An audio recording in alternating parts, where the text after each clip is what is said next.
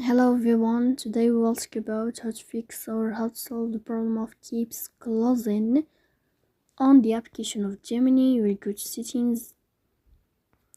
In this page, you will go to apps, default apps, app settings. On above, you will search about Gemini and you will click here. Then this page of app info, you will click on first stop and you will click OK. Here you will enter to the window of storage.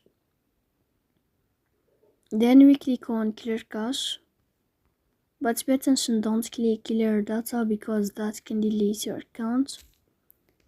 Here you can turn off your Wi-Fi and you can turn on your Wi-Fi again to fix that problem. So please don't forget to support us by like and subscribe. See you next time in another video, and thank you for your watching and your attention.